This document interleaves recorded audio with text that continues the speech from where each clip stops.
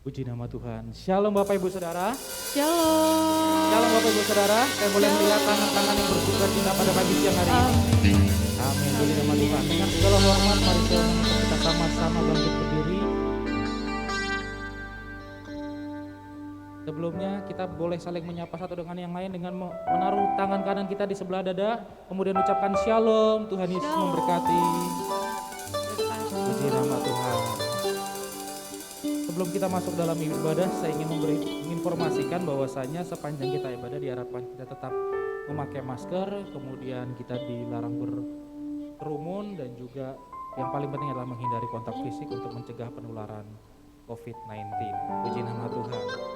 Pada pagi siang hari ini saya melihat wajah-wajah yang bersuka cita. Amin. Amin.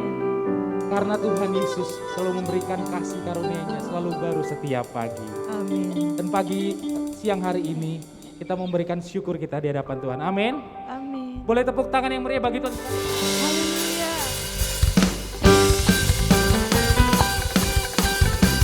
Kita membakar api kita di hadapan Tuhan.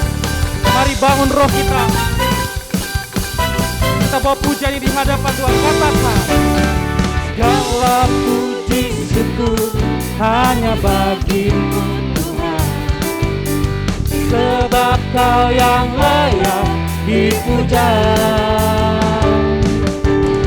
Kami mau bersorak, tinggikan nama Tuhan.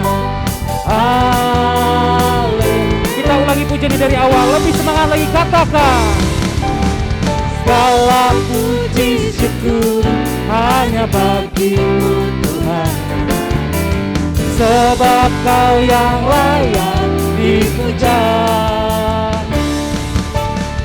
Kami mau bersorak, tinggikan nama-Mu Tuhan. Haleluya.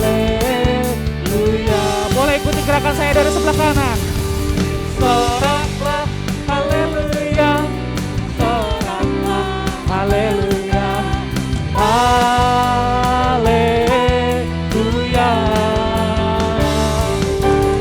Soraklah, haleluya. Soraklah, haleluya. Haleluya. Mari kita berikan tepuk tangan yang meriah di hadapan Tuhan. One more time, katakan. Segala puji syukur hanya bagimu Tuhan. Sebab Kau yang layak dipuja. Kami mau bersorak, tinggikan nama-Mu Tuhan. Bersama-sama kita unity di dalam Tuhan. Sorakan. Soraklah, haleluya. Soraklah, haleluya. Haleluya. Lebih lagi katakan. Soraklah, haleluya. Soraklah, haleluya. Haleluya. Sekali lagi lebih semangat katakan. Soraklah, haleluya. Soraklah, haleluya. Haleluya.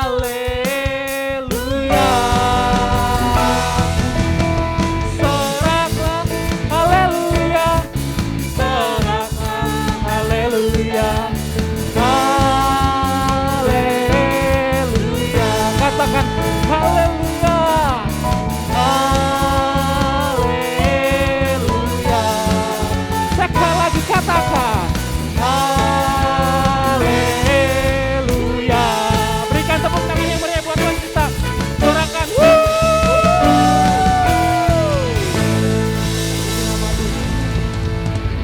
Semua bersuka cita, amin. Amin. Boleh sekali lagi tangan kanan di sebelah kanan katakan sukacitaku datangnya daripada Tuhan. Sukacitaku datang daripada. Saya persilakan jemaat untuk duduk kembali.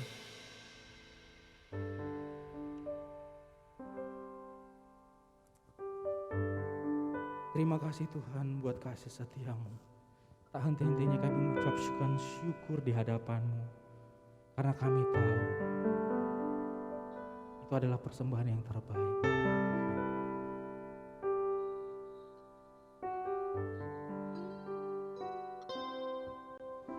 berikan syukur pada Tuhanku, Kau telah tebus hidupku.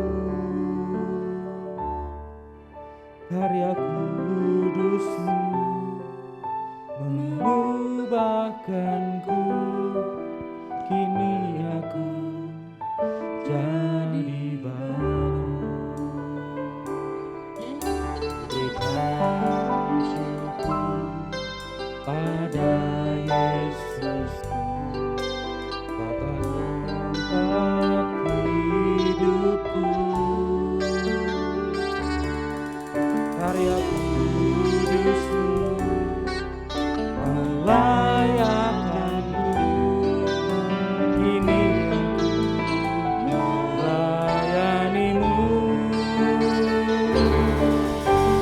Syukur, berikan syukurku buat segala yang terjadi di dalam hidupku. Berterima kasih buat anugerah kasih-Mu bagiku. Berikan tepuk tangan yang meriah di hadapan Tuhan kita. Bersama saya katakan, berikan syukur pada Tuhanku, Kau telah tebus hidupku. Karya kudus-Mu mengubahkanku, ini aku jadi baru. Berikan syukur pada Yesusku, Kau telah angkat hidupku. Karya kudus-Mu Tuhan, karya kudus melayakkan setiap kami, izinkan kami melayani-Mu Tuhan. Naikkan syukur di hadapan Tuhan. Syukur, berikan syukurku buat segala yang terjadi di dalam hidupku.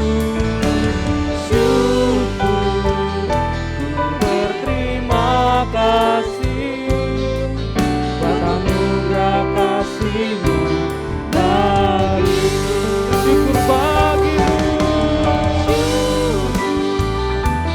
Berikan syukurku buat segala yang terjadi di dalam hidupku.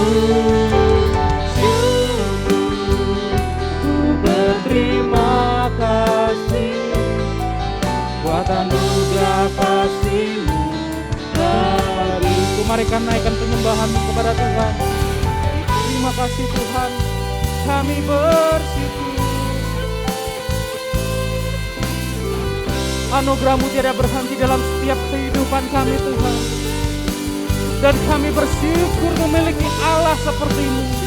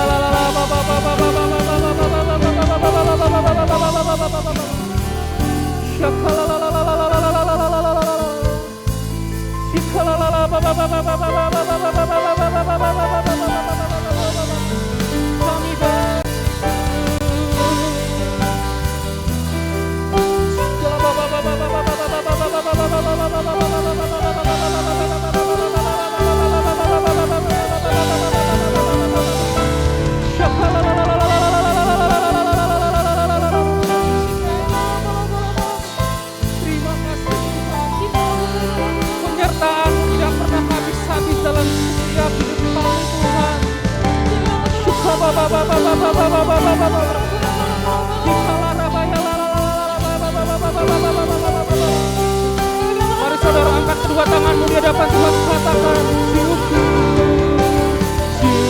ku berikan syukur buat segala yang terjadi di dalam hidupku.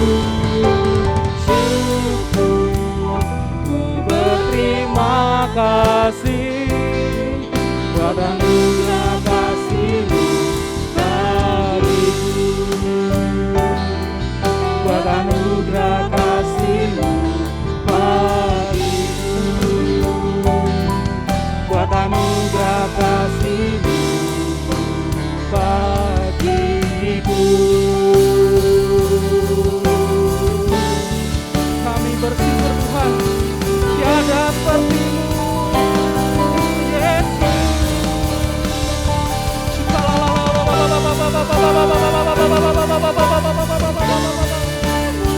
Segala puji, segala hormat hanya bagi-Mu Tuhan.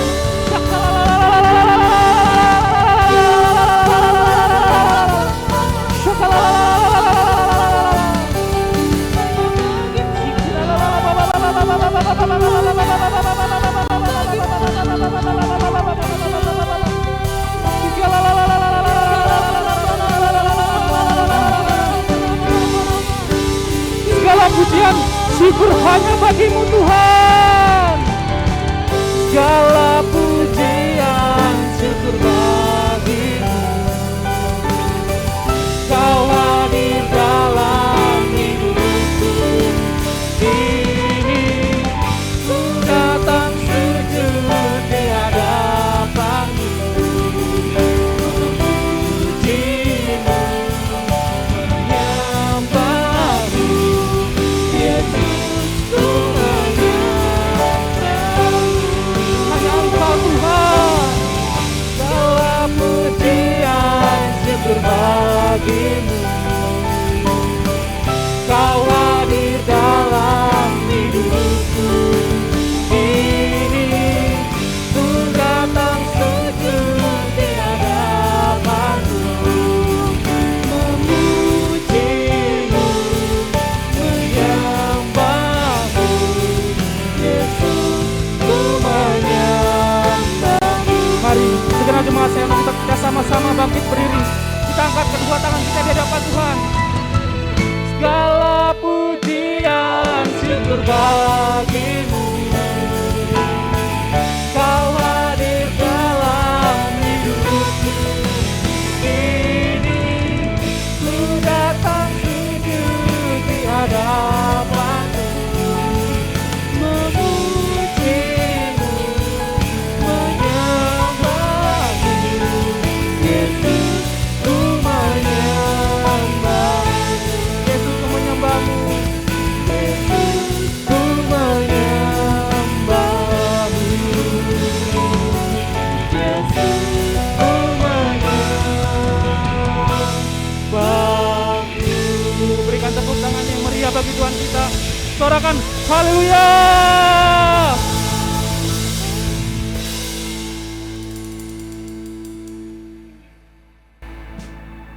Beginilah bunyi firman Tuhan Mazmur 91. Orang yang duduk dalam lindungan yang maha tinggi dan bermalam dalam naungan yang maha kuasa akan berkata kepada Tuhan, tempat perlindunganku dan kubu pertahananku, Allahku yang kupercayai.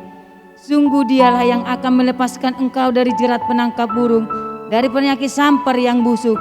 Dengan kepaknya Ia akan menudungi engkau, di bawah sayapnya engkau akan berlindung. Kesetiaannya ialah perisai dan pagar tembok.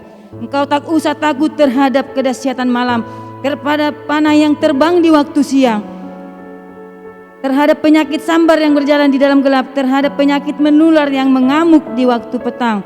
Walau 1000 orang rebah di sisimu dan 10.000 di sebelah kananmu, tetapi itu tidak akan menimpamu. Engkau hanya menontonnya dengan matamu sendiri dan melihat pembalasan terhadap orang-orang fasik. Sebab Tuhan ialah tempat perlindunganmu, yang maha tinggi telah kau buat tempat perteduhanmu. Malapetaka tidak akan menimpamu, kamu, dan tulah tidak akan mendekat kepada kemahmu. Sebab malaikat-malaikatnya akan diperintahkannya kepadamu untuk menjaga engkau di segala jalanmu. Mereka akan menatang engkau di atas tangannya, supaya kakimu jangan terantuk kepada batu. Singa dan ular tedung akan kau langkahi, Engkau akan menginjak anak singa dan ular naga. Sungguh hatinya melekat kepadaku, maka aku akan meluputkannya. Aku akan membentenginya, sebab ia mengenal namaku.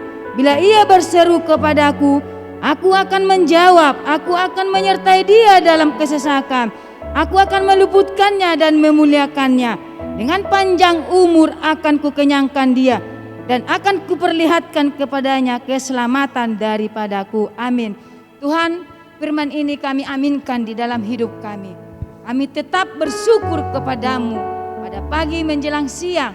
Tetap kami dipenuhi dengan hadiratmu. Betapa bersyukurnya kami punya Allah seperti Engkau, Allah Roh Kudus yang selalu mengarahkan kami ke jalan yang Kau kehendaki. Tuhan, biarlah kehendak-Mu yang nyata bagi hidup kami, terlebih juga buat bangsa Indonesia kami. Tuhan, biarlah kehendak-Mu yang terjadi buat bangsa kami.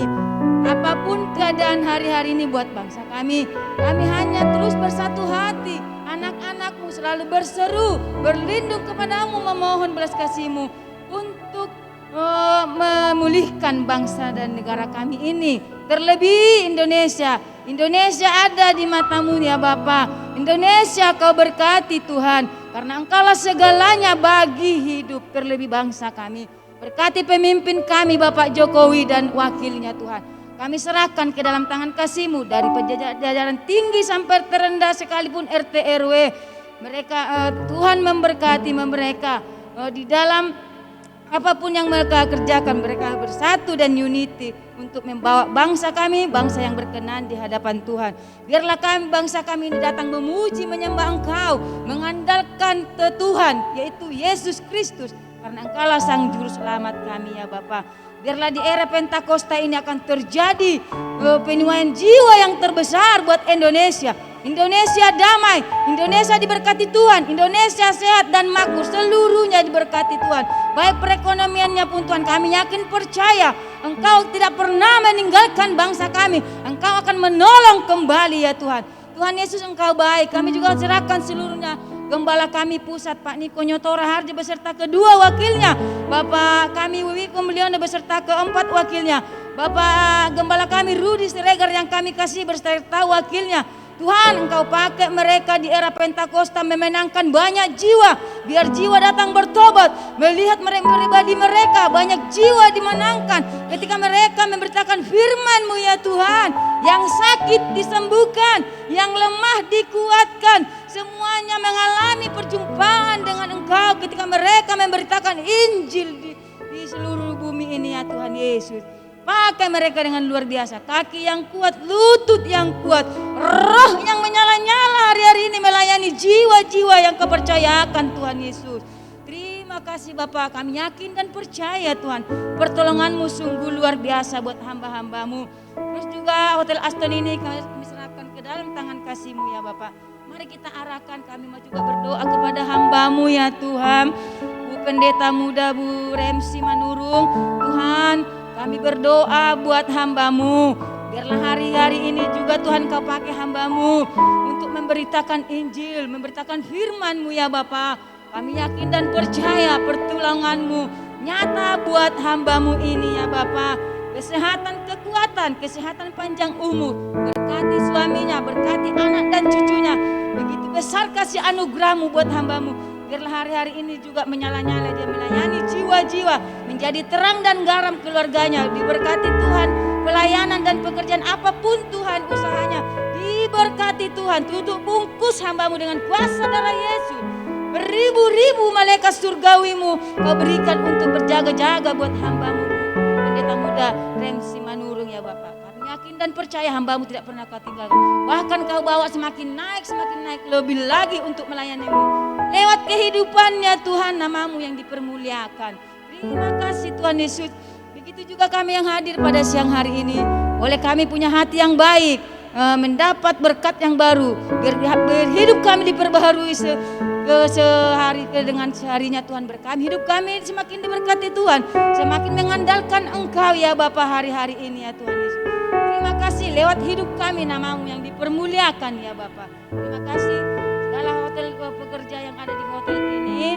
Dari atas sampai dasar Tuhan, biarlah Tuhan yang memberkati, depan kiri kanan belakang diberkati Tuhan. Di dalam nama Yesus, haleluya, amin. Sebentar kita akan menyaksikan Voice of Pentecost.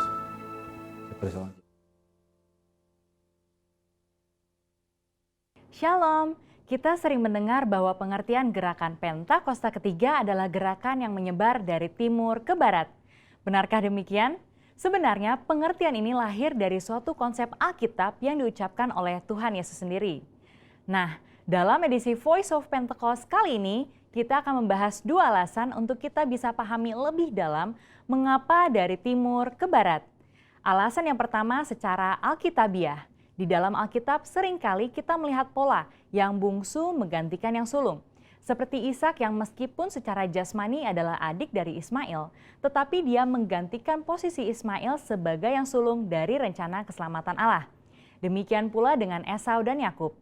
Di dalam Matius 19 ayat 30 dikatakan bahwa yang terdahulu menjadi yang terakhir, dan yang terakhir menjadi yang terdahulu. Ayat ini berbicara mengenai bangsa Yahudi sebagai yang pertama diberikan keselamatan, namun karena kekerasan hati sebagian besar dari mereka, maka keselamatan diberikan kepada bangsa-bangsa lain terlebih dahulu. Karena itulah penyebaran Injil dari perjalanan Paulus yang dituntun oleh Roh Kudus ialah mulai ke arah barat, seperti di Kisah Para Rasul 16, sesuai dengan sejarah gereja secara historik. Mulai dari Asia Kecil, menyeberang masuk ke benua Eropa, sampai akhirnya Injil menyebar ke seluruh benua Eropa itu sendiri. Lalu kemudian di abad pertengahan menyeberang ke benua baru yaitu Amerika. Dan sampai di penghujung abad, lengkaplah putaran Injil mengitari belahan bumi. Nah, dari Eropa dan Amerika inilah gerakan Allah sampai ke negara timur. Maka sekarang Pentakosta ketiga akan membawa lawatan Tuhan dimulai dari negara-negara timur, termasuk Indonesia, menuju ke barat dan pada akhirnya kembali ke Yerusalem. Haleluya! Alasan yang kedua secara praktikal. Kita tahu pasca Perang Dunia Kedua, negara-negara Asia mengalami pertumbuhan penduduk, kemajuan ekonomi, dan teknologi yang sangat signifikan. Contoh negara yang memimpin dunia di dalam bidang pertumbuhan penduduk yang bisa kita ambil adalah India dengan 1,1 miliar penduduk dan China 1,4 miliar penduduk. Dan ini sudah melebihi dari sepertiga penduduk dunia. Mereka tidak hanya mulai mendapatkan kemerdekaan secara politik, tetapi terjadinya suatu musim baru di dalam sejarah penyebaran Injil di belahan bumi timur. Berawal dari negara barat mengirimkan misionaris-misionarisnya ke negara Asia, seperti Korea Selatan, China, Vietnam, dan Indonesia. Dan mulailah pertumbuhan gereja di negara itu sendiri. Dan hal ini menyebabkan kekristenan di negara timur berkembang dengan luar biasa. Bahkan hari-hari ini justru dari negara-negara timurlah yang mengirim misionarisnya ke barat untuk membawa kehidupan kepada kekristenan yang telah mati di sana. Di dalam kitab Yunus 4 ayat 10-11 dikatakan bahwa Allah sangat mempedulikan nasib kota Niniwe yang berjumlah lebih dari 120.000 orang. Benua Asia sudah mencakup 60% penduduk dunia, sekaligus 60% kekuatan ekonomi dunia. Prinsip yang sama juga berlaku, bagaimana mungkin Tuhan tidak peduli pada keselamatan 60% penduduk dunia. Di dalam Yohanes 2, kita melihat perumpamaan Tuhan Yesus dalam mengubah air menjadi anggur. Di dalam peristiwa itu, kita tahu pemimpin pesta mengatakan bahwa Tuhan menyimpan anggur yang terbaik sampai ke akhir pesta. Inilah juga yang akan terjadi pada akhir zaman. Allah menyiapkan kegerakan rohnya yang terbesar dan terakhir dimulai dari benua timur. Secara spesifik dari Indonesia, gerakan ini akan mempengaruhi negara-negara besar di Asia Timur dan akan bergerak ke barat dan akan diselesaikan di pintu gerbang Yerusalem. Seperti kilat yang menyambar dari sebelah timur dan melontarkan cahayanya sampai ke barat, demikianlah juga gerakan Pentakosta ketiga yang akan menyongsong kembali datangnya Anak Manusia. Saudara, untuk penjelasan lebih lengkapnya dari tim teologi kami, jangan lupa buka link yang ada di atas atau scan QR Code yang tersedia. Maranatha, amin. Penuhi setiap kami dengan hadirat-Mu Tuhan. kami tersungkur di kaki-Mu. Kami memohon kemurahan setiap hidup kami.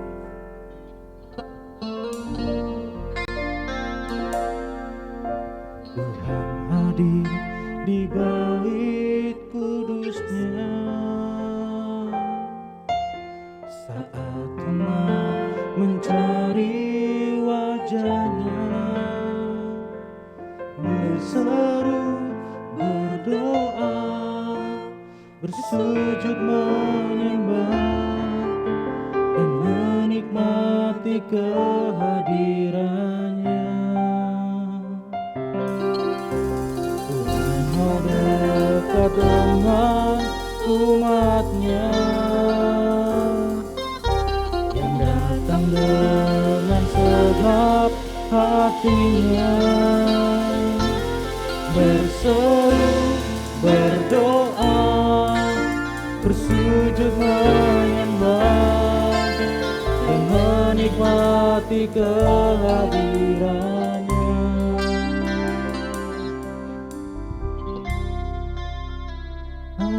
Hadirat-Mu memenuhiku, hadirat kudus-Mu penuhi bait-Mu, dan ku tersungkur menyembah-Mu, yang ku nampak hanya kemuliaan-Mu.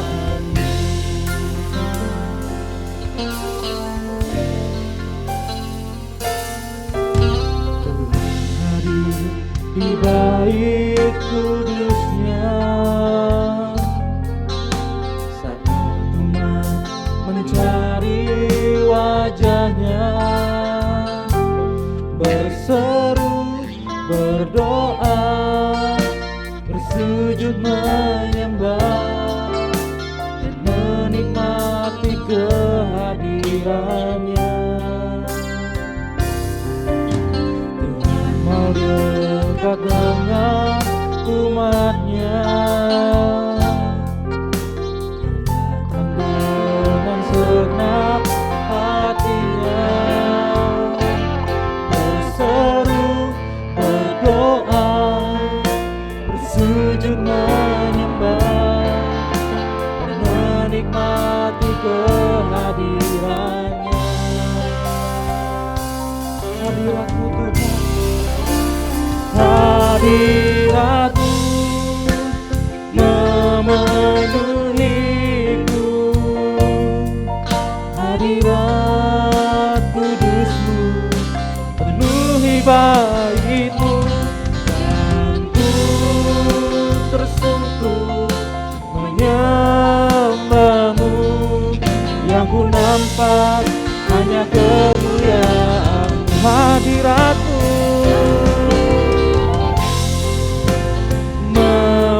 memenuhiku,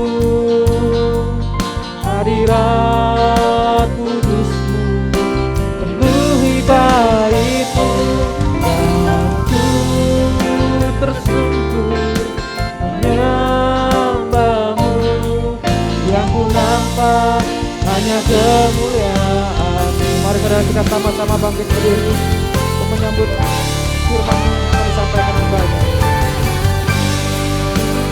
Memenuhiku,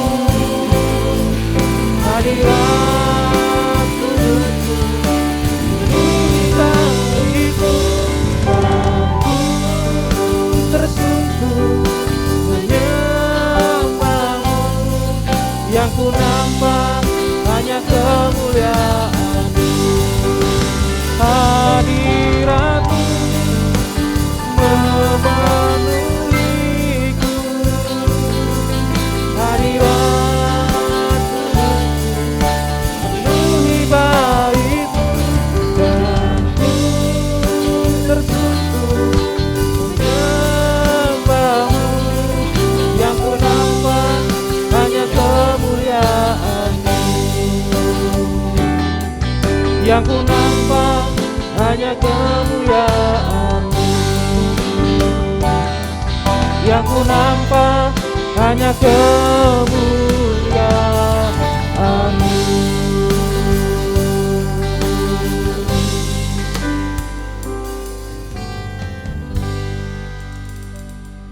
Bapa kami yang bertata dalam kerajaan surga, yang kami panggil dalam nama Yesus Kristus Tuhan.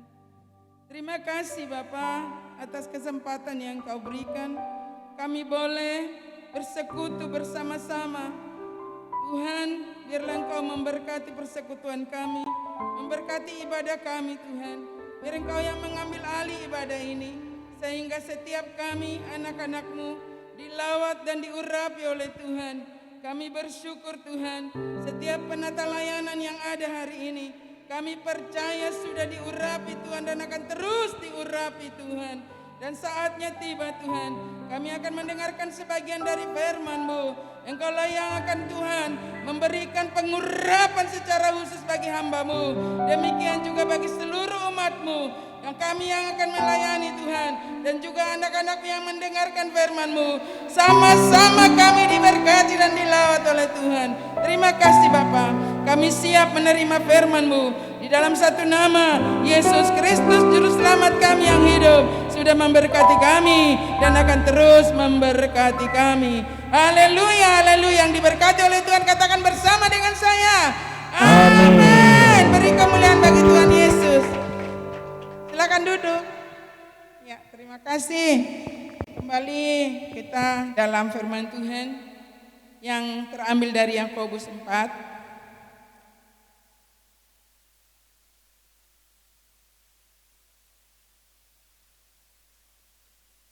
Yakobus 4 ayat 1 sampai dengan 10. Kita akan sama-sama membaca dari ayat 1 sampai 10 biar kita bersaut-sautan. Kami ayat ganjil dan pria ayat genap. Sesudah saya baca perikopnya, dan kita akan mulai dengan wanita. Ya, hawa nafsu dan persahabatan dengan dunia. 2 ya. Dari manakah datangnya sengketa dan pertengkaran di antara kamu? Bukankah datangnya dari hawa nafsumu yang saling berjuang di dalam tubuhmu?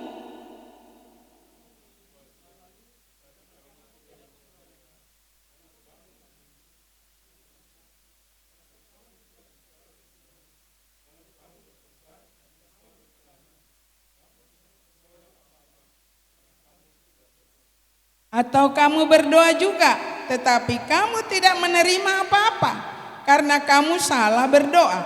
Sebab yang kamu minta itu hendak kamu habiskan untuk memuaskan hawa nafsumu.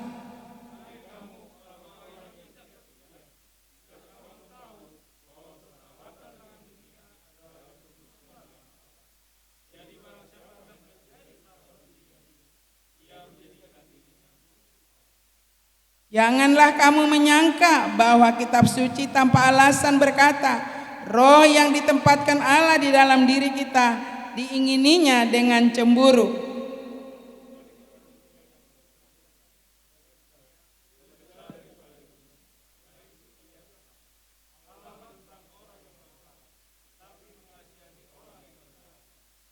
Karena itu tunduklah kepada Allah dan lawanlah iblis, maka ia akan lari daripadamu.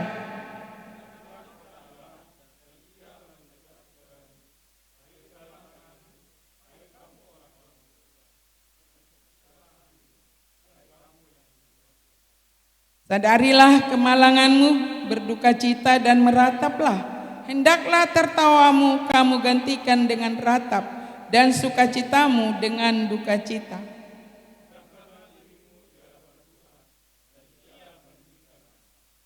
Amin, buat firman Tuhan. Dalam pembacaan Yakobus yang panjang ayat 1 sampai dengan 10 ya. Di situ ada judul di dalam Alkitab, hawa nafsu dan persahabatan dengan dunia. Saya memberikan judul khotbah saya hari ini, setia sampai akhir. Ya, setia sampai akhir. Di dalam kita mengikut Tuhan, tentu kita kadang merasakan ada rasa jenuh, ada rasa bosan, ada juga rasa ya kok gini-gini aja ya. Jadi terkadang itu ada kejenuhan. Nah, saya percaya itu karena memang seperti yang saya katakan tadi, bahwa kita ini adalah masih daging. Kejenuhan itu pasti ada, ya, kebosanan itu pasti ada. Tetapi firman Tuhan berkata, ya, bahwa kita harus setia menanti kedatangan Tuhan. Karena sampai akhir kalau kita tidak setia dan taat, maka tidak akan mencapai garis akhir. Ya, di dalam Alkitab ada dikatakan bahwa semacam pertandingan-pertandingan yang sampai di akhir daripada kita melayani, kita menerima Yesus sebagai juru selamat hidup kita harus mempertanggungjawabkan sampai nanti Tuhan datang kali yang kedua, kita tetap siap. Ya, kalau kita lihat orang berlari seperti berlari, olahraga berlari. Kalau kita berlari, contoh kita berlari, ada 2 orang nih yang berlari, satu menggendong anaknya yang berat seperti ini, lalu saya berlari dengan ibu itu, ibu yang tidak menggendong anak ini dan saya menggendong anak ini. Kalau pada saat kita berlari, pasti yang akan cepat sampai tujuan dan akan bisa bertahan lebih lama adalah yang tidak menggendong anak tersebut.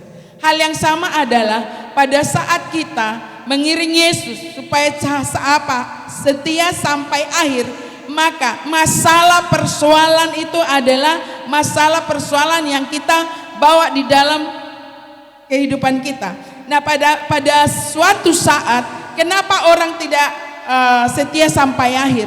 Karena kadangkala masalah itu yang selalu dia pikul, bukan melepas masalah, tapi dia tidak mau berlari kepada tujuan supaya sampai kepada tujuan. Nah, sebagai orang percaya Yesus Kristus Tuhan, ya, kita yang sudah percaya Yesus Kristus adalah Tuhan dan juru selamat hidup kita, maka kita sudah menjadi otomatis menjadi pengantinnya Tuhan, tunangannya Tuhan. Amin. Kita adalah menjadi tunangannya Tuhan, ya. Jadi Tuhanlah yang menjadi pengantin prianya. Nah, pada saat nanti tunangannya Tuhan tidak siap, waktu dia saat mengambil tunangannya, maka tidak akan bisa sampai kepada akhir daripada kita mengikut Tuhan. Ya, orang tunangan kalau dia udah tunangan itu pasti dalam pengawasan daripada yang meminang dia, betul nggak? Betul nggak? Kalau dia berselingkuh, marah tidak? Marah, betul? Karena tunangannya ini sudah dalam pengawasan, ya, sudah dalam pengawasan, dan tunangannya ini dia harus setia. Kalau tidak setia maka akan ada mengatakan bilang ya udah putus hubungan dengan kamu. Karena apa? Kamu berselingkuh. Betul tidak? Hal yang sama juga kita dengan Tuhan adalah kita yang menjadi tunangan Tuhan. Pada saat kita berselingkuh, pada saat kita tidak taat kepada Tuhan, maka Tuhan akan memutuskan hubungan dengan kita. Jadi jangan pernah kita memutuskan hubungan dengan Tuhan. Di sini ada yang masih pacaran? Ya, masih pacaran. Tentu kalau orang yang masih pacaran, rasa-rasanya kita pacaran itu kayaknya nggak bisa lepas gitu ya. Paling tidak ada apa kabar sayang, kamu lagi di mana gitu kan. Nah, kadangkala kita nggak menyadari, sementara kita yang menjadi tunangan Tuhan, Tuhan mau kita buat seperti itu. Katakan Tuhan itu cemburu, ya, Tuhan itu cemburu. Pada saat kita menduakan Tuhan, Tuhan cemburu, ya. Hal yang sama kenapa saya katakan kita adalah menjadi tunangan Tuhan. Kita harus mengingat tidak bisa kita macam-macam kepada Tuhan, karena kita yang menjadi tunangannya. Seperti seorang laki yang sudah dapat tunangan, maka itu akan dalam pengawasannya. Pada saat dia selingkuh, pada saat dia menyeleweng, dia tidak akan mau dia menjadi pengantin wanitanya. Betul? betul. Jadi kita adalah tunangan Tuhan. Tunjuk temanmu, kamu adalah tunangan Tuhan. Jangan pernah macam-macam. Jangan pernah menyeleweng dengan kasihnya Tuhan. Amin. Jadi kita tidak boleh menyeleweng. Jadi semua kita ini orang percaya adalah mempelai wanitanya Tuhan. Ya. Dan Yesus Kristuslah menjadi mempelai prianya. Ya. Dikatakan di dalam ayat 4, dari mana datangnya sengketa dan pertengkaran di antara kamu? Bukankah datangnya dari hawa nafsumu yang saling berjuang di dalam tubuhmu? Ya, hawa nafsu kitalah yang membuat hubungan kita dengan Tuhan menjauh. Hawa nafsu kitalah yang membuat hubungan kita dengan Tuhan menjauh. Jangan sampai kita turuti. Saya di yang pertama saya katakan tadi, ya, bahwa kita ini sudah ditebus oleh Tuhan, ya, dan di dalam diri kita ini ada kuasa Allah yang memonitor seluruh kehidupan kita, ada daging kita. Nah, yang mau kita menangkan kuasa Allah, Roh Kudus yang ada dalam diri kita atau daging kita. Kan itu sekarang di sini. Jadi di sini dikatakan penyelewengan secara rohani itu perjinahan secara rohani itu adalah ketidaksetiaan kita kepada Allah. Orang yang tidak setia kepada Allah maka akan meremehkan, ya, meremehkan itu namanya persekutuan doa, meremehkan yang namanya penyembahan, pujian penyembahan, meremehkan yang namanya hubungan intim dengan Tuhan. Orang yang berpacaran itu, ya, komunikasinya baik. Kalau enggak komunikasinya baik maka akan tidak sampai dia di dalam sampai menjalin sampai akhir dari pengantin itu. Betul enggak? Betul enggak? Orang kalau sudah bertunangan tapi tunangannya tidak bisa menjaga hubungannya maka itu akan berpisah.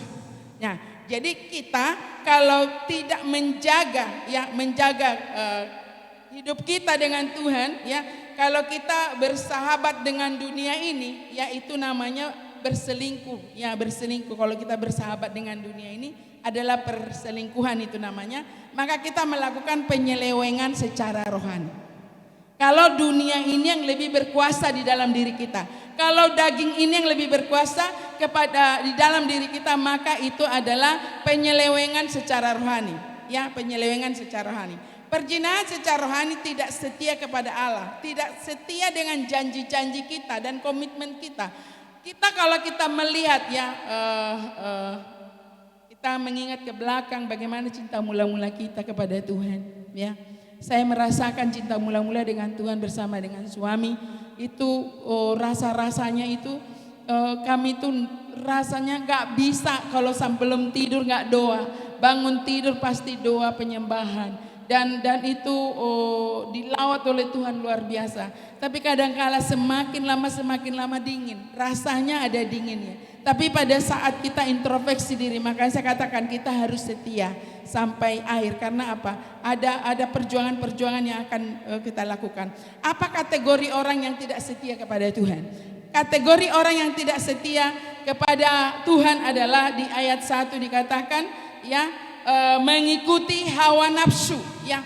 Di situ dikatakan ayat 1, bukankah datangnya dari hawa nafsumu? Ya. Jadi orang yang tidak setia kepada Tuhan, dia lebih mengikuti hawa nafsunya dibanding dengan tuntunan kuasa Roh Kudus yang ada dalam dirinya, ya. Nah, ini adalah tanda-tanda orang yang tidak setia. Nah, kita yang sendiri akan introspeksi diri seperti apa gitu. Saya dengan suami dulu sebelum dia jadi suami saya berjanji dengan dia gitu. Karena saya lihat dia merokok, saya lihat dia mau menjudi, saya lihat dia mau minum minuman keras. Tapi saya katakan, ada persyaratan untuk menikah dengan saya karena saya sudah terima Yesus pada saat itu. Saya katakan, kalau kamu mau meminang saya, maka berani enggak kamu berhenti menjudi, berhenti merokok, dan berhenti juga minum minuman. Dan saya bilang, karena apa? Saya berpikir, karena saya melihat ayah saya. Ayah saya adalah tipe orang yang tidak menjadi tauladan, ya. Ya saya akan berkata ini karena bukan orang Kristen, ya. Ayah saya, ibu saya bukan orang Kristen, ya. Tapi mereka adalah agama apa sih namanya itu? Permalim. Agama permalim. Ya, tapi pada saat itu waktu sekolah ya di agama permalim itu dianggap itu sama dengan kayak Muslim gitu ya. Tapi pada saat itu pemerintah waktu itu sedang mendata bahwa hanya 5 agama yang diakui. Tapi permalim harus memilih agama mana yang harus dipilih. Akhirnya orang tua kami memilih Islam. Ya, jadi pada saat itu ya udah karena itu yang lebih dekat. Ya tidak makan daging babi, tidak makan darah gitu ya, yang lebih dekat. Tapi kalau tetangga kita kan makan sangsang, ada darahnya dimakan gitu kan. Jadi ada yang banyak hal, makan anjing, makan.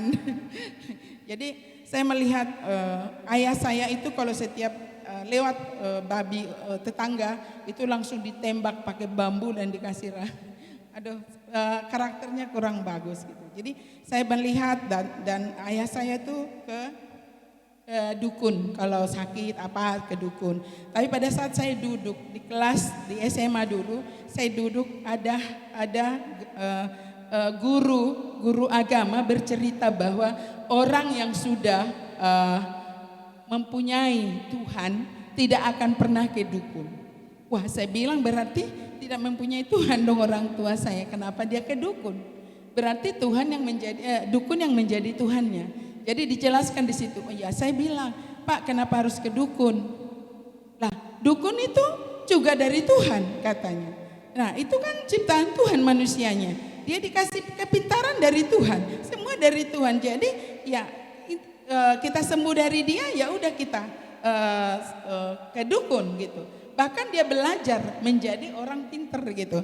Jadi pada saat itu saya lihat bahwa orang yang memang sudah punya Tuhan tidak boleh ke dukun. Ternyata sesudah saya masuk di dalam kekristenan lebih dalam, ternyata benar Tuhan akan cemburu kalau kita menduakan dia. Ya, jadi saya mau berkata bagi kita semuanya, seperti apapun parahnya hidupmu, masalahnya separah apapun, jangan pernah ke dukun.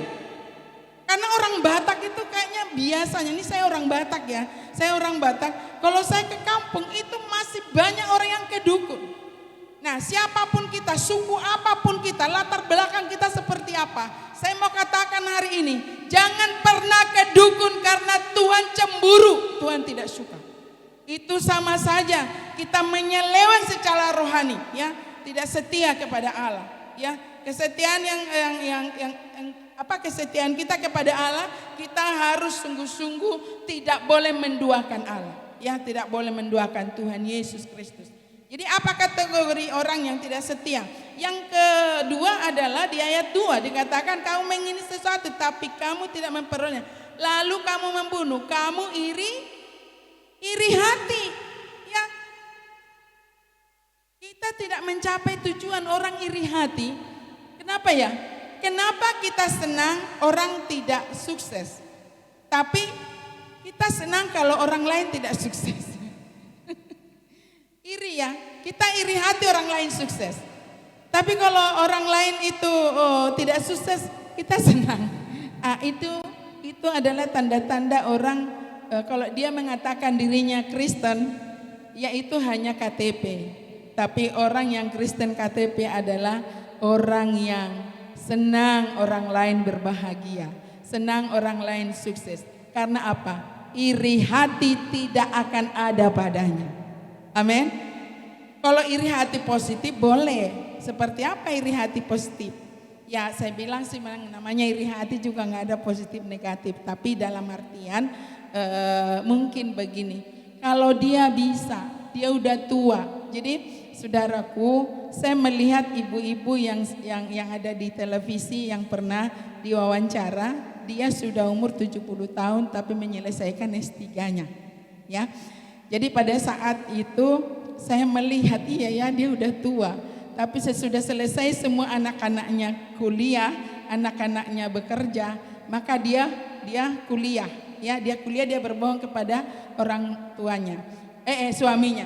Nah, saya melihat itu iri gitu loh. Iri. Maka saya bilang tadi iri positif. Tapi menurut saya mungkin bukan iri ya. Lebih kepada kagum. Mengagumi ibu ini.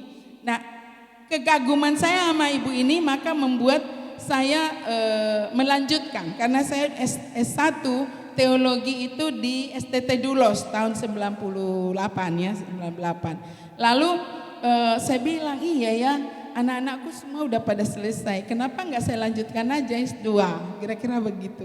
Terus saya bilang, nah ini yang saya maksud tadi bukan iri ya, tapi kekaguman kita, senang melihat orang lain sukses, maka kalau dia bisa sukses, kenapa saya tidak? Betul nggak? Jadi kata kasar kalau orang Babelan bilang itu irinya positif gitu, tapi lebih kepada bahasanya nggak boleh iri ya. Rasa kagum kita kepada seseorang yang membuat jadi panutan bagi kita, maka kita akan terberkati. Jadi di sini tidak ada alasan karena tua, tidak ada alasan sudah lewat, nggak ada berkata lewat untuk sukses, nggak ada. Jadi kesuksesan itu masih di depan mata, kita masih bisa meraih. Kalau ada waktu kuliah, kenapa nggak kuliah? Karena kalau memang itu yang menambah wawasan kita di dalam pelayanan, di dalam apapun nanti akan dipercayakan Tuhan lebih lagi. Karena intelektual kita, Tuhan melihat intelektual itu akan dipakai dan digunakan oleh Tuhan untuk kita memperlebar kerajaannya. Amin. Ya, jadi kategori orang yang tidak setia kepada Tuhan yang tadi saya katakan mengikuti hawa nafsu, juga iri hati. Dan juga di situ ada di dalam ayat 2, dia kerjaannya itu bertengkar dan berkelahi. Bertengkar, suami istri ya. Kenapa nggak ingat waktu bercinta begitu manis, begitu harmonis. Tapi kenapa saya sudah punya anak dan anak sudah gede-gede gitu ya. Oh, kenapa saya menikah dengan kamu ya. Nah kenapa? Berarti dia linglung ya. Linglung gak sadar diri. Dia bilang saya nggak tahu kenapa saya bisa menikah dengan dia gitu kan. Kita kalau lagi konseling gitu kan, kenapa, ada apa keluarganya? Saya juga bingung Bu. Oh, saya baru sadar sekarang bahwa sebetulnya saya salah dulu memilih dia. Anak sudah 4 ya kan, tapi masih ada kata-kata seperti itu. Nah ini kerjaannya bertengkar ya, bertengkar, menjelekkan orang lain. Apa sih susahnya kita memuji pasangan? Ya, apa sih susahnya memuji pasangan? Ya ini ada anak-anak gadis, ada yang masih kecil tapi mungkin tidak layak. Lebih lagi nanti mungkin kalau ada orang tua. Saya banyak belajar bahwa kami dengan suami, saya dengan suami itu di usia saya yang 59 tahun sudah punya cucu 5. Kami itu memanfaatkan waktu kami untuk selalu harmonis dan bercinta. Kenapa? Kami selalu ingat cinta mula-mula kami waktu kami bercinta. Saya selalu ingat bagaimana itu akan kita tetap pertahankan. Ya puji Tuhan karena saya berdoa untuk mendapatkan pasangan. Ini anak muda di sini kalau masih ada pacaran di sini berdoa. Kok itu enggak dari Tuhan enggak itu? Mumpung belum diketok palu. Mending dari sekarang itu dari Tuhan apa enggak? Saya 3 tahun berdoa buat pasangan supaya jangan sampai dapat seperti karakter ayah saya. Jadi saya sempat berpikir saya tidak akan menikah karena melihat ternyata menikah begitu, dipukulin mamaku, ditendang mamaku. Terus saya bilang kok kayak gitu menikah, ngapain menikah kalau kayak tersiksa begitu, lebih baik nggak usah menikah. Tadinya saya mau masuk menjadi biarawati, tapi sebelum masuk biarawati ketemu yang ganteng ini ketemu dia dan saya berdoa kalau itu dari Tuhan, Engkau buat segala cara, dia akan tetap sabar dan juga mentaati apa yang menjadi aturan. Jadi aturan saya adalah aturan dari firman Tuhan bahwa tidak boleh. Jadi saya bilang kita berjanji kalau kita nanti menikah, kita berantem atau berselisih pendapat, Tidak boleh kita bawa sampai tidur. Saya bilang. Terus dia bilang, oke siap. Benar ya, sampai kapanpun pernikahan kita, kalau kita berantem satu hari itu, tidak boleh tidur sebelum saling memaafkan. Janji nggak? Ini ada orangnya. Terus dia bilang, oke siap. Janji nggak tidak pernah pegang judi? Janji. Tidak pernah mengerokok? Janji. Tidak pernah minuman keras? Janji. Oke, kalau memang janji, saya mau dengan kamu. Puji Tuhan, itu tidak main-main loh dia. Dari sejak pacaran sampai detik ini, saya belum pernah dibentak.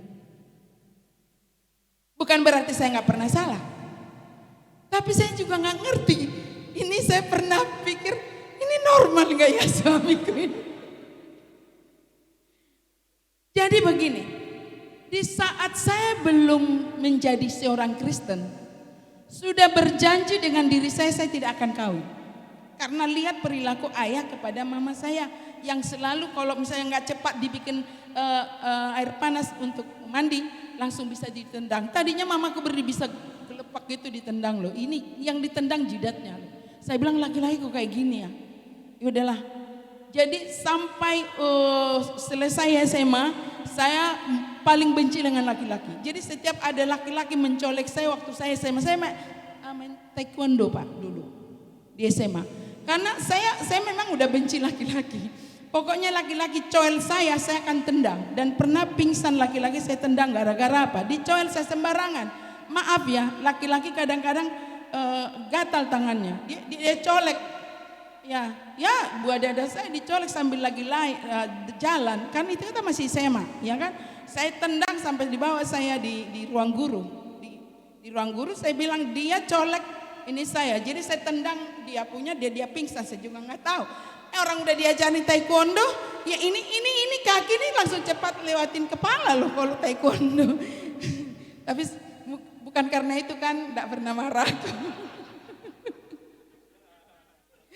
Barangkali suamiku tahu bahwa saya pernah belajar itu, jadi dia takut marah gitu.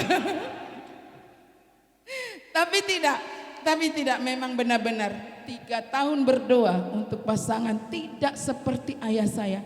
Tuhan dengar. Ya dengar.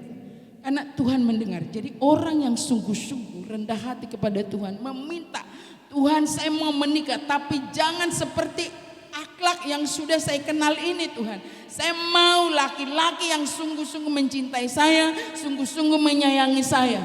Berikan itu Tuhan. Dan Tuhan buat segala cara untuk saya bertemu dengan dia. Sebelum bertemu dengannya, bisa mungkin karena ada orangnya di sini.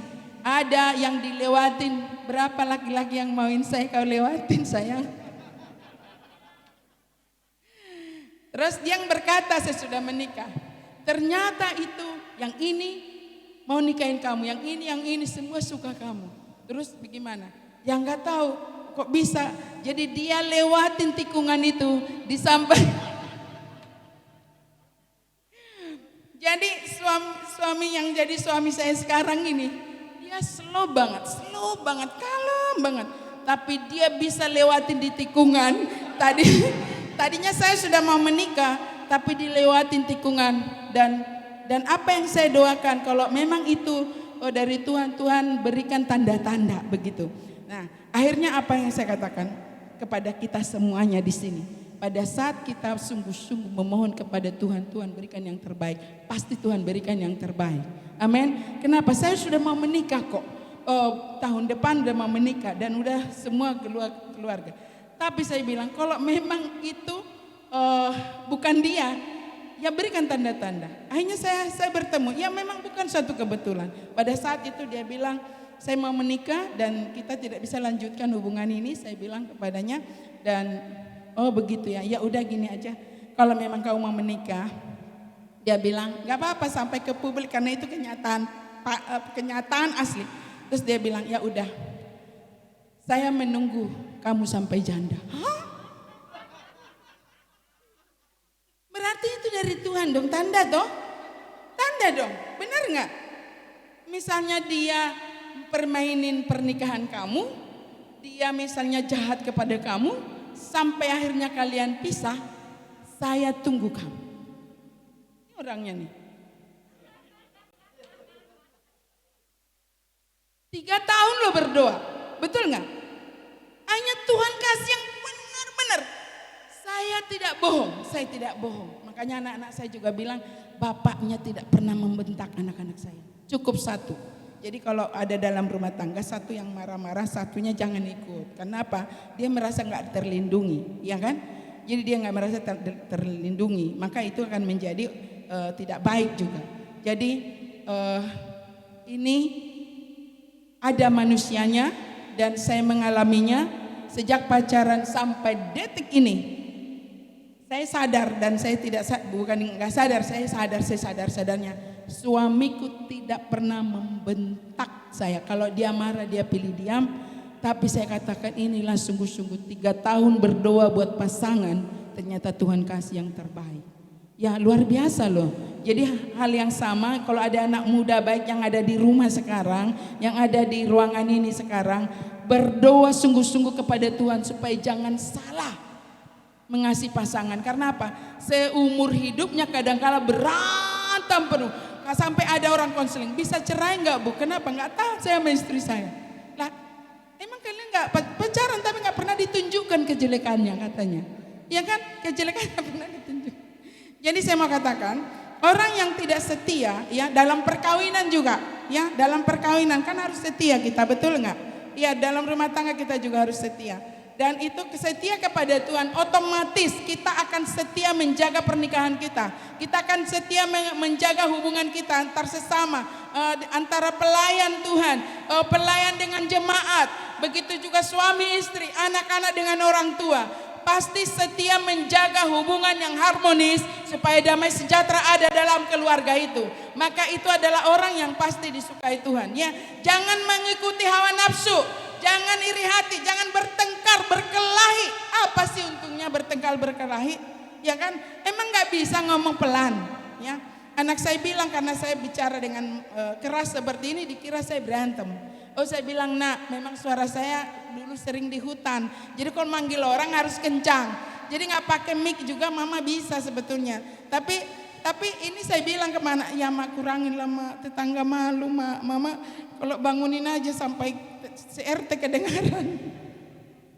Iya jadi seperti itu. Tapi ada bagusnya kalau KKR ke desa, ya kalau misalnya ada doa, ada apa selalu ada manggil orang yang lagi misalnya ada pelayanan masyarakat, Ibu Remsi itu suaranya kencang. Jadi beruntung gitu ada yang suara kencang. Jadi saling mengisi di dalamnya. Jadi di dalam ayat 2 juga ayat 3 dikatakan ya, atau kamu berdoa juga tetapi kamu tidak menerima apa-apa karena kamu salah berdoa, sebab yang kamu minta itu hendak kamu habiskan untuk memuaskan hawa nafsumu. Jadi berdoa, jadi makanya saya katakan orang yang tidak setia kepada Tuhan itu terlihat dari doanya. Jadi dia berdoa hanya ingin memuaskan keinginannya sendiri. Makanya kan dikatakan ada orang Kristen yang bilang begini, iya nanti saya kalau diberkati beres deh saya akan berikan begini, janji-janji palsu. Ya karena apa? Waktu berdoa dia ingin memuaskan dirinya sendiri, ya. Jadi itu tidak boleh. Makanya seberapa saja pun yang Tuhan percayakan. Saya nggak pernah bicara dengan Pak Gembala di tempat ini. Berapapun hasil yang didapatkan oleh kita, ya Tuhan berikan. Jangan pernah bermain-main di dalam mengelolanya. Berikan apa yang menjadi miliknya Tuhan. Gunakan apa yang menjadi milik kita, ya. Ini kami praktekkan dengan anak-anak. Bagaimana anak saya masih SMA bisa membayar perpuluhan? Saya bilang bayar perpuluhan dari uang jajan. Kamu hitung uang jajan yang mama kasih ke kamu di dalam 1 bulan. Minggu pertama, minggu kedua, minggu ketiga, kan kasih uang jajannya mingguan kalau saya, biar mereka bisa mengelola. Nah, kumpulin berapa 1 bulan? Uang jajan loh, uang jajan, bela loh uang beli-beli macam-macam. Nah, dari sekarang kita sudah bisa untuk menerapkan kepada anak-anak yang masih sekolah. Kok bilang masih sekolah kok bayar perpuluhan dari mana? Lagian kan mereka punya jajan, betul nggak? Ada berkat. Karena apa? Kalau anak-anak uang jajannya diberikan perpuluhan ke gereja, saya percaya orang tuanya pasti diberkati Tuhan melimpah-limpah. Amin.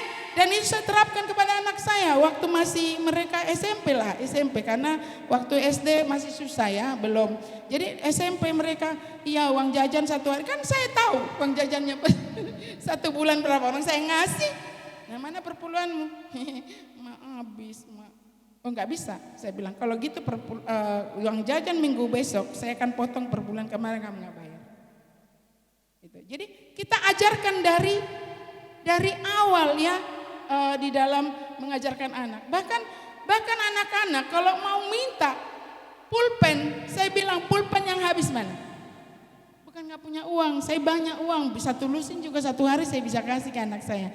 Tapi kita punya aturan supaya mereka bisa taat dan menghargai, ya, menghargai. Nah kita sudah dibayar lunas oleh Tuhan, tapi kita tidak menghargai pengorbanan Yesus, betul nggak?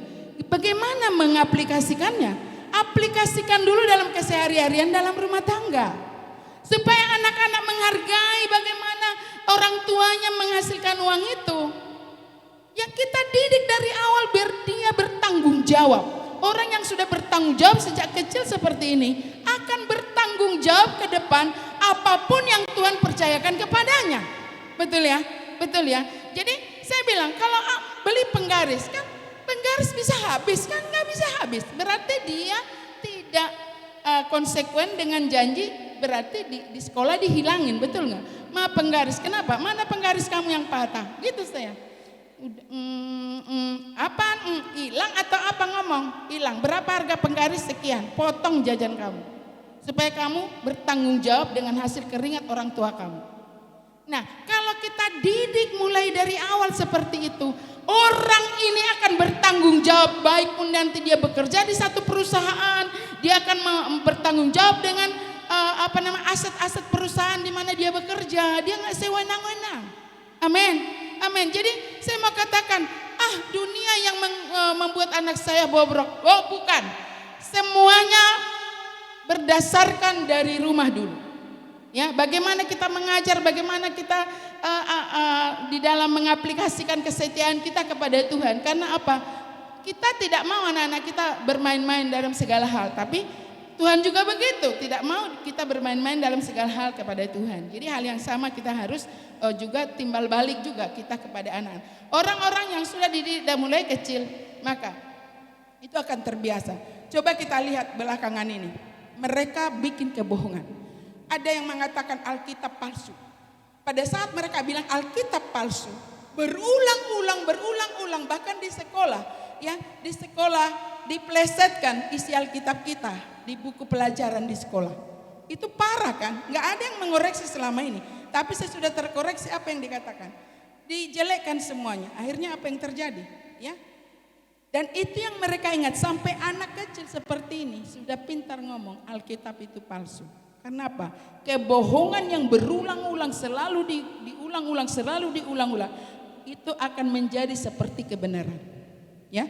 Nah, kebohongan aja kalau berulang-ulang. Nah, kebaikan kebenaran yang berulang-ulang kita ajarkan, maka dia akan ditempah menjadi orang yang menjadi kepercayaan Allah. Amin. Amin. Orang yang menjadi kepercayaan Allah nggak bisa main-main dalam Tuhan. Ya. Jadi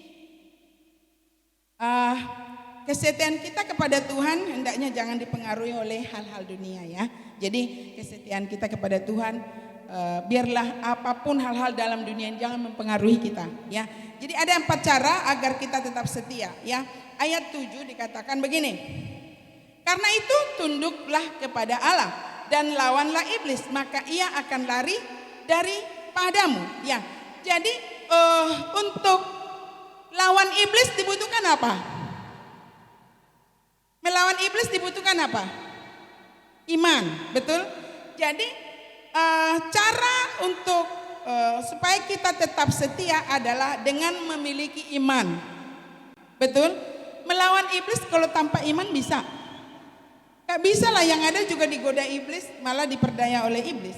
Ya, karena itu tunduklah kepada Allah, lawanlah iblis. Berarti dibutuhkan iman, betul? Percaya kepada Yesus, bahwa Yesus memberikan kita kuasa. Kita beriman, kita lihat, enggak kita lihat. Tapi apa yang tidak kita lihat yang menjadi kenyataan di dalam kehidupan kita. Ya, jadi dikatakan bahwa apa sih kalau orang beriman, ya, kita tidak lihat, tapi kita percaya bahwa itu kelak akan menjadi kenyataan.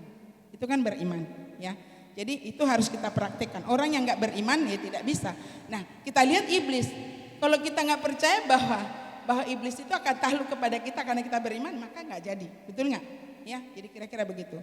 Ya, jadi bagaimana agar tetap setia hingga akhir di dalam pengiringan kita kepada Tuhan, tetap memiliki iman. Kan untuk dapat tunduk kepada Tuhan harus untuk mengalahkan iblis, bahkan semua godaan-godaan di sekeliling kita tentu dibutuhkan iman, ya.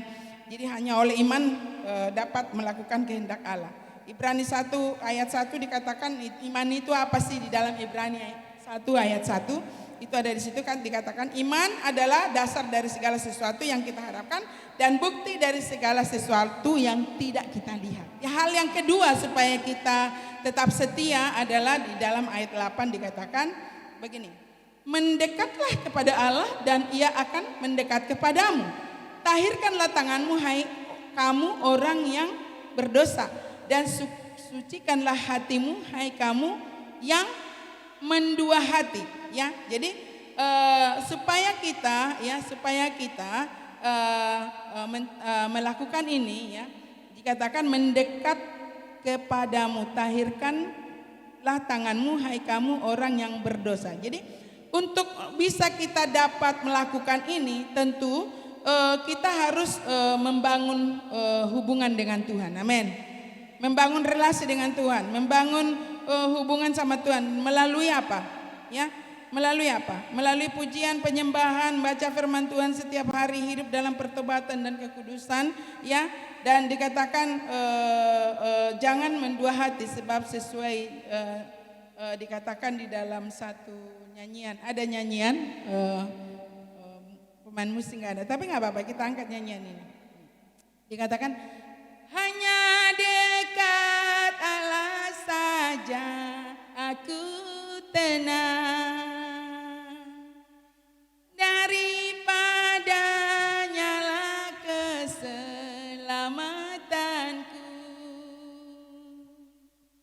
Hanya Dia gunung batuku, hanya Dia, hanya selama-lamanya. Kita ulangi pujian ini dengan yang di rumah juga. Hanya dekat Allah saja aku tenang.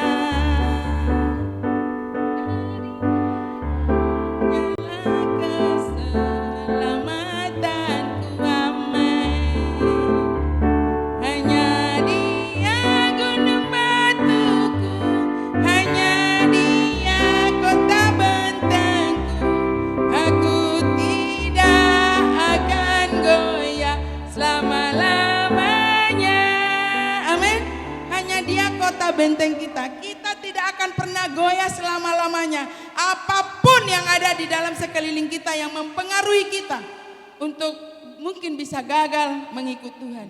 Ya, jadi yang kedua tadi kita harus membangun relasi, ya, dengan Tuhan supaya dengan dekat dengan Allah kita akan tenang, ya, dan tidak akan ada yang bisa mengganggu gugat itu. Yang ketiga adalah, ya, kita harus rendah hati, ya. Ayat 9 dikatakan sadarilah kemalanganmu, berduka cita dan berataplah, hendaklah tertawamu kamu ganti dengan ratap dan sukacitamu dengan duka cita. Rendahkanlah dirimu di hadapan Tuhan dan Ia akan meninggikan kamu, ya. Jadi pada saat kita rendah hati, Tuhan sendiri yang meninggikan kita. Amin. Orang yang rendah hati adalah orang yang selalu menyadari dia memiliki kesalahan, introspeksi diri setiap hari. Orang yang tidak rendah hati tidak akan pernah sebelum dia tidur introspeksi diri. Jadi saya adalah orang yang memang menyadari. Jadi sebelum saya tidur, saya renungkan kembali satu hari itu, apa yang kulakukan yang tidak berkenan di hadapan Tuhan. Saya minta ampun kepada Tuhan supaya apa? Pada saat kita sudah dibenarkan oleh Tuhan, Tuhan ampuni kesalahan kita. Di saat tidur pun kita diberkati oleh Tuhan. Amin. Jadi orang yang rendah hati adalah orang yang menyadari bahwa dia salah di hadapan Tuhan. Orang yang tidak menyadari dia salah di hadapan Tuhan, itu adalah orang yang sombong di hadapan Tuhan. Itu tidak berkenan kepadanya. Hal sepele memang, tapi jangan anggap itu sepele. Mulai hari ini sadarilah, jangan engkau tidur sebelum engkau introspeksi diri di hadapan Tuhan. Apa yang kau lakukan sepanjang hari, dari pagi bangun beraktivitas sampai sore hari, adakah engkau buang waktu dengan sia-sia tanpa ada membangun hubungan dengan Tuhan? Cobalah sia-sia waktu kita buang-buang, sementara ke yang tunangan dengan kita tidak kasih waktu. Coba, dia marah. Kamu kemana seharian ini? Saya lihat kamu nggak ada hubungin saya. Kemana kamu? Apa yang kamu lakukan? Kan begitu. Kamu di mana? Sedang apa kamu? Kan gitu kan, kepada kekasihnya. Jadi Tuhan tanya itu, sedang apa kita seharian? Kok nggak ada bangun hubungan dengan Tuhan? Betul nggak? Itu orang sombong. Nah, orang yang memang yang sudah menjadi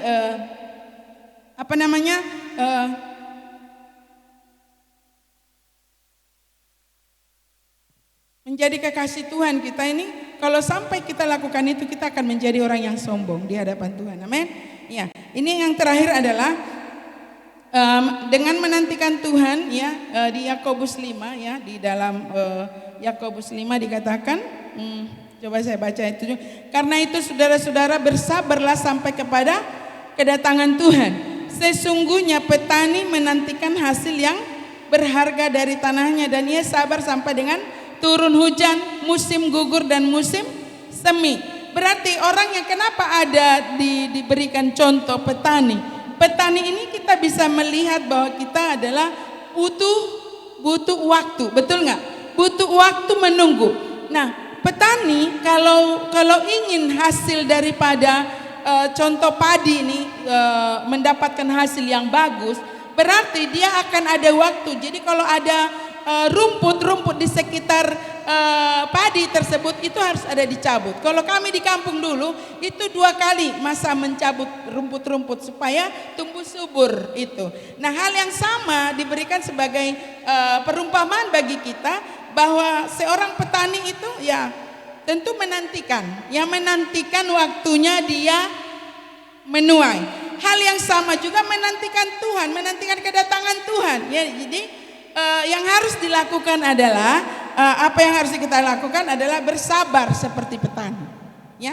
Ya, bersabar seperti petani. Orang yang bersabar seperti petani, maka dia akan setia sampai akhir. Amin. Amin. Ya, jadi meneguhkan hati kita di ayat 8 itu dikatakan begini, kamu juga harus bersabar dan harus meneguhkan hatimu karena kedatangan Tuhan sudah dekat, di ayat 8 dari Yakobus 5, ya. Jadi kita teguhkan hati kita, dikatakan kita harus bersabar di situ. Bukan saya ngomong ya, ini firman Tuhan loh, ya. Firman Tuhan yang ngomong, ya. Jadi ayat 9 dikatakan apa? Saudara-saudara, apa dikatakan?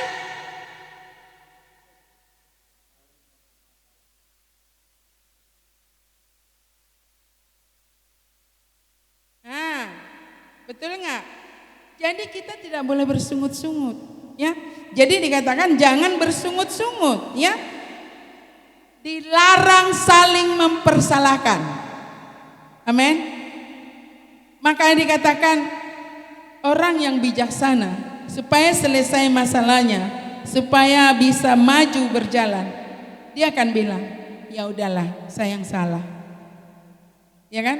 Udahlah, saya yang salah. Akhirnya berlomba-lomba, enggak, memang saya yang salah gitu kan. Tapi harus mulai ada dulu yang rendah hati. Ya, pada saat ada yang rendah hati, maka Tuhan katakan kan ditinggikan, betul nggak?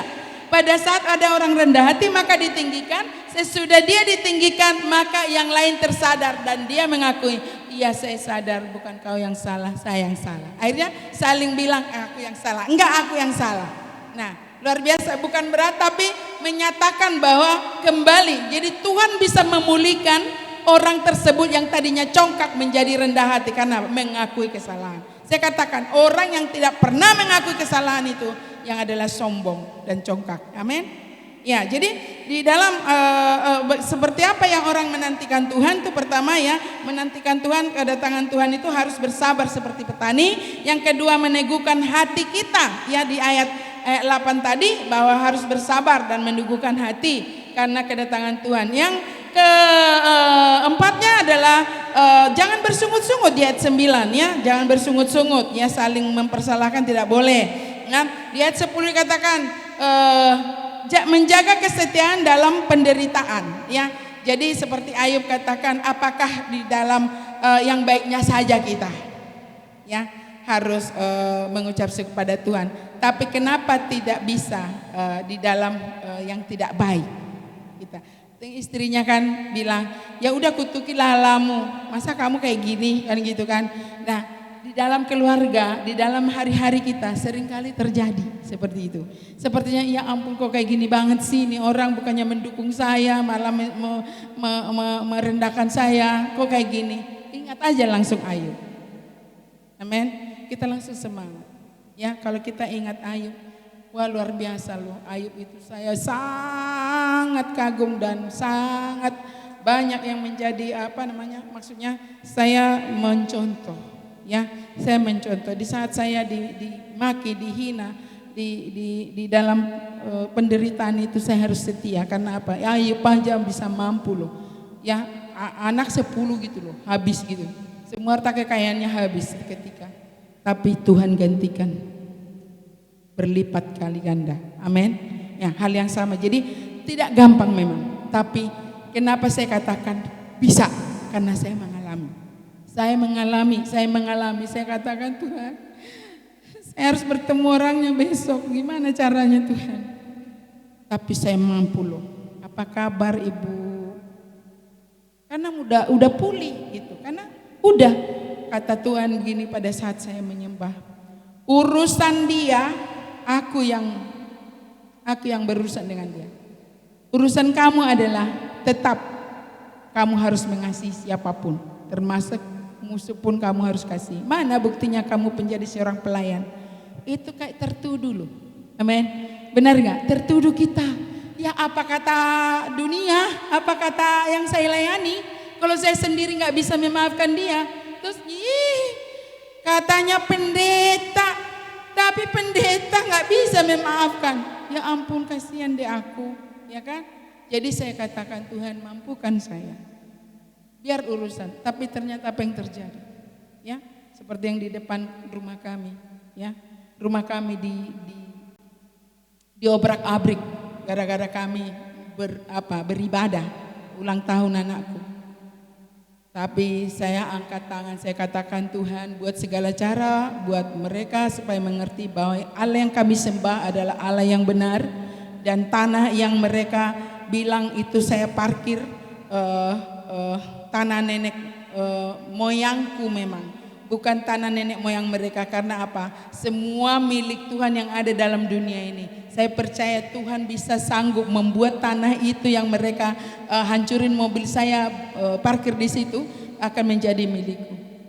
Tuhan buat rubah semua apa yang larang saya, apa orang yang melarang saya parkir di tanah kosong di depan rumah saya.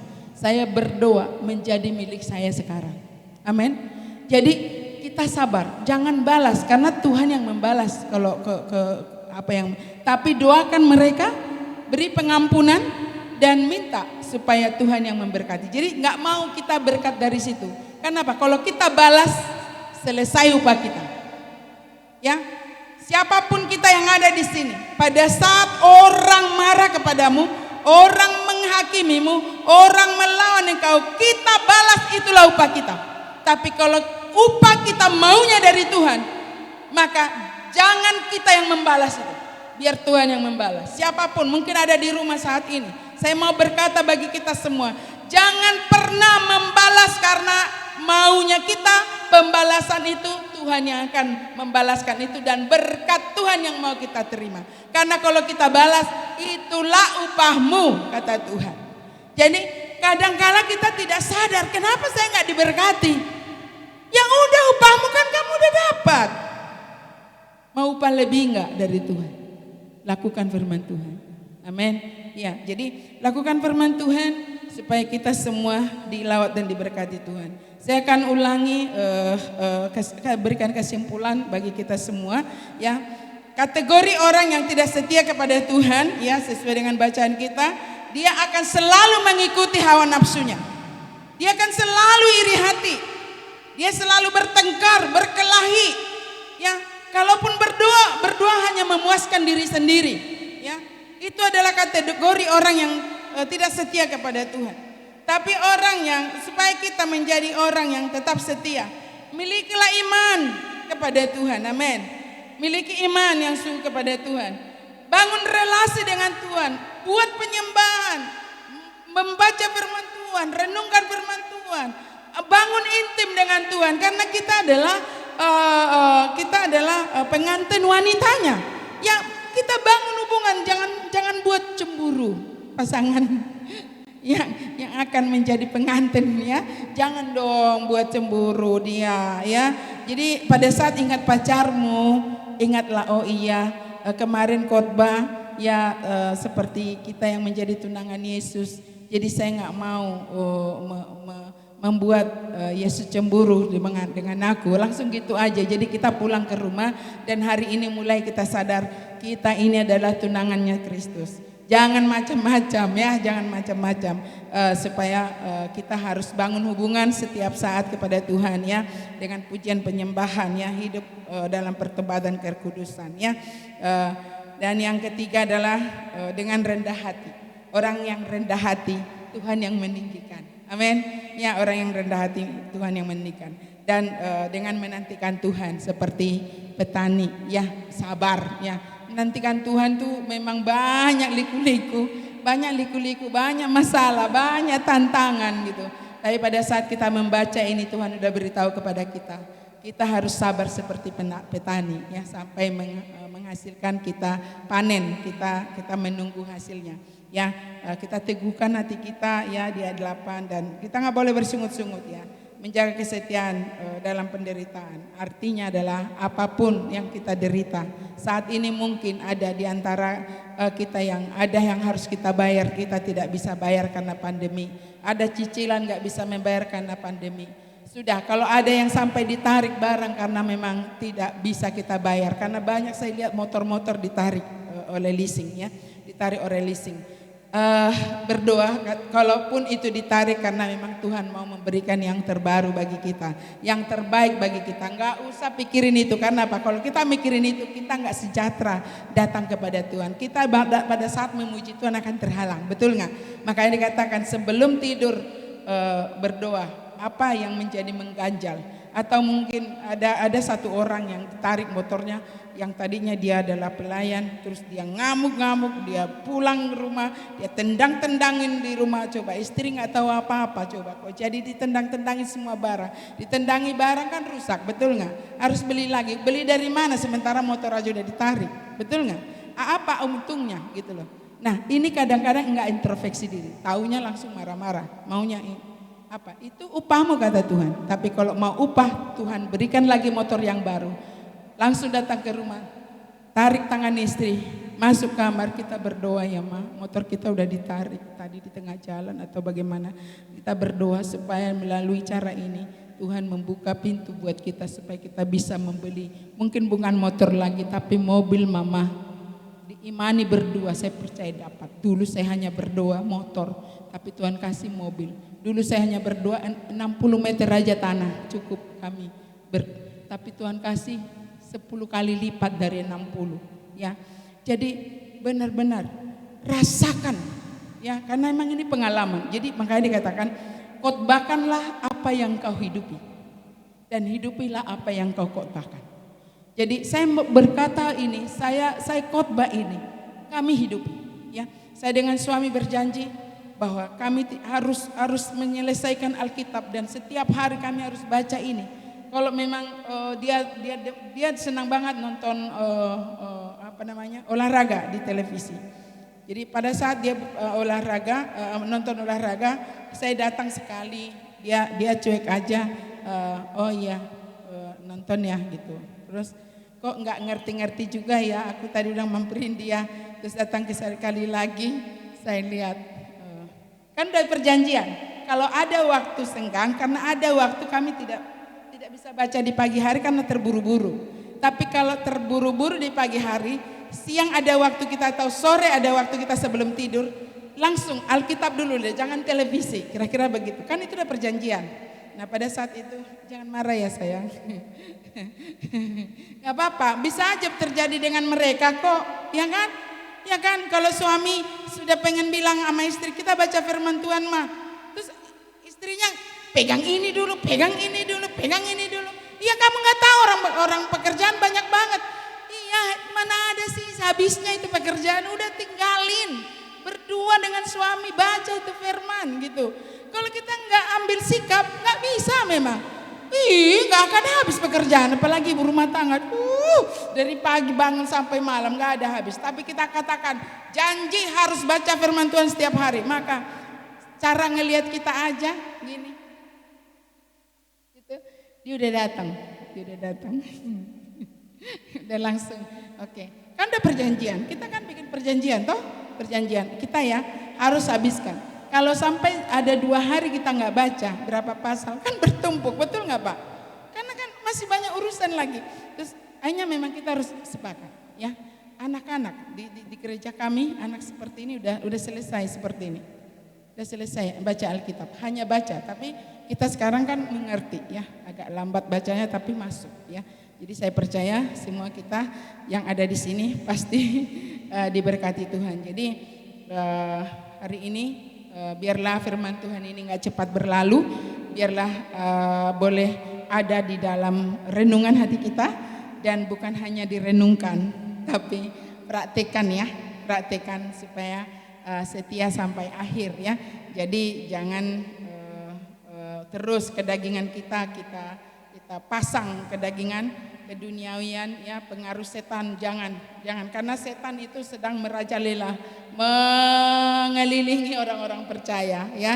Jadi hindari itu. Jadi perlu kita hindari itu kedagingan, perlu kita hindari dunia ini, pengaruh dunia dan juga pengaruh setan. Jadi kalau itu kita sudah dilakukan, maka kasih karunia Allah akan melingkupi kita, dan juga kita akan ditinggikan oleh Tuhan pada saat kita rendah hati. Orang yang rendah hati akan selalu sadar kalau dia salah, dia minta ampun kepada Tuhan. Orang yang minta ampun kepada Tuhanlah yang dibenarkan. Maka dikatakan oleh firman Tuhan, orang benar akan didengarkan doanya. Doa orang benar yang didengar oleh Tuhan. Maka orang yang rendah hati, sadar salah, minta ampun kepada Tuhan, dia dibenarkan, maka itulah yang berkenan menerima berkat Tuhan. Amin. Untuk firman Tuhan hari ini kita waktu sudah lewat kah? Sudah, ya. Kita langsung berdoa saja. Kita angkat pujian, inilah rinduku Tuhan. Inilah rinduku kepadamu,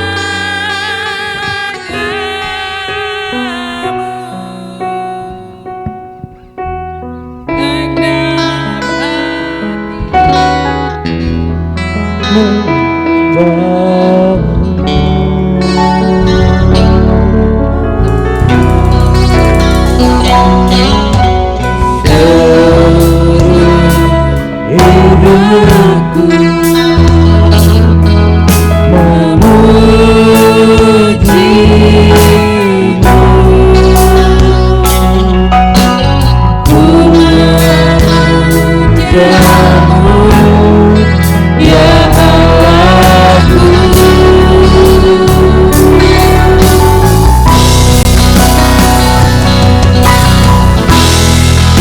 dan hatiku dan jiwaku, semuanya bagimu di dalam hidupku, di setiap waktu. Bahkan telah ku berikan hatiku dan jiwaku, semuanya bagimu di dalam hidupku, di setiap waktu. Nyatakan telah, nyatakan jalanku, nyatakan jalanmu, nyatakan jalanmu, nyatakan jalanmu.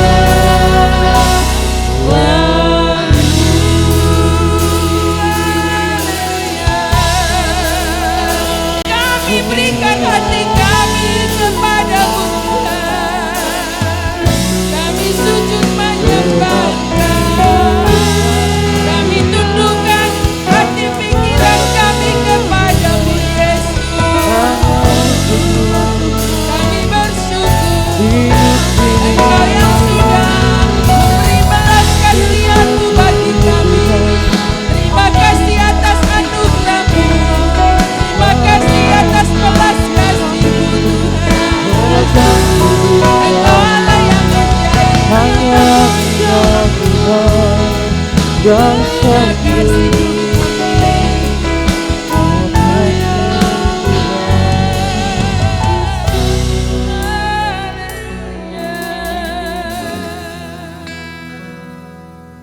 Inilah rindu kami Tuhan kepadamu.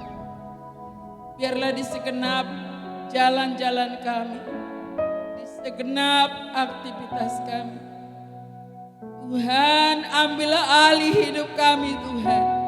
Engkau yang beracara dalam kehidupan kami. Biar kuasa Roh Kudus-Mu akan terus menuntun kami di setiap langkah yang kami Tuhan langkahkan. Apapun yang kami lakukan Tuhan, semuanya dalam tuntunan kuasa Roh Kudus-Mu, supaya kami boleh bertindak sesuai dengan firman-Mu Tuhan. Kami memohon kepadamu untuk hari ini Tuhan. Oh, kami akan Tuhan melakukan firman-Mu. Kami tidak akan bisa melakukan firman-Mu tanpa kekuatan yang baru dari Tuhan. Untuk itu Tuhan, hari ini bagi kami seluruh umat-Mu yang mendengarkan Tuhan doa ini, kami butuh kekuatan yang baru dari Tuhan. Dan kami terima saat ini di dalam nama Yesus. Kami menerima kekuatan yang baru, sehingga kami Tuhan, oleh tuntunan kuasa Roh Kudus-Mu, kami tidak akan pernah berkesalahan di dalam bertindak, di dalam memutuskan apapun. Karena setiap putusan yang kami putuskan untuk kami jalani, semua bersumber dari Tuhan. Terima kasih Bapa. Engkau yang memberkati seluruh umat-Mu. Hamba-Mu berhenti berbicara. Aku memohon Roh Kudus, urapi Tuhan seluruh jemaat-Mu. Engkau lebih lagi Tuhan memperluas pengetahuan mereka Bapa. Karena hamba-Mu terbatas Tuhan Yesus. Sampai Engkau datang kali yang kedua, kami selalu taat dan setia kepadamu Yesus Kristus Tuhan. Ada banyak orang Tuhan Yesus yang melakukan kesalahan di hadapan-Mu. Bapa, Engkau yang mengetahui hati dan pikiran kami satu persatu. Tuhan, kami gagal Tuhan Yesus untuk mempertahankan Tuhan hati kami. Di masa pandemi ini Tuhan Yesus kami gagal Bapa. Tapi kami yakin dan percaya Tuhan Yesus, pada saat hari ini Tuhan, kalau Engkau izinkan kami beribadah kepadamu dan mendengar sabda-Mu, kami yakin percaya ada pemulihan terjadi bagi kehidupan kami. Karena kami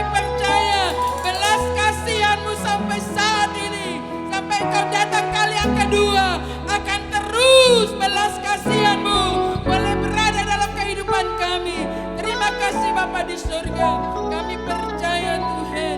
Oh Tuhan, oleh karena kasih-Mu kami sudah diampuni oleh Tuhan dari setiap kesalahan kami. Engkau memberkati kehidupan kami, keluarga besar kami, anak cucu kami, semua diberkati oleh Tuhan. Apa saja yang kami buat, Tuhan buat berhasil. Semua pekerjaan kami diberkati oleh Tuhan. Hari ini ada orang yang belum memiliki pekerjaan, Tuhan. Oh Tuhan Yesus, kami memohon kepadamu, berikanlah pekerjaan kepada orang yang membutuhkan pekerjaan saat ini. Kami minta dalam nama Yesus. Studi Tuhan, berkati setiap orang tua, lumbung-lumbung mereka diberkati oleh Tuhan, sehingga mereka boleh mampu menyekolahkan anaknya sampai Tuhan jenjang yang lebih tinggi, supaya nama Tuhan terus dipermuliakan. Usaha pekerjaan jemaat Tuhan diberkati oleh Tuhan. Kami percaya Tuhan, hari ini dan untuk seterusnya Tuhan akan terus memberkati kami. Inilah ucapan syukur kami Tuhan, yang kami alaskan dalam nama Yesus Kristus, Juru Selamat kami yang hidup, yang sudah memberkati kami dan akan terus memberkati kami. Haleluya, haleluya. Kita yang diberkati oleh Tuhan, katakan bersama. Amin. Beri kemuliaan bagi Tuhan Yesus.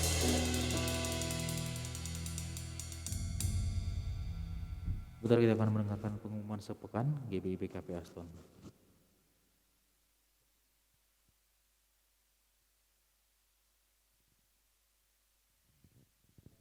Shalom saudara, puji nama Tuhan.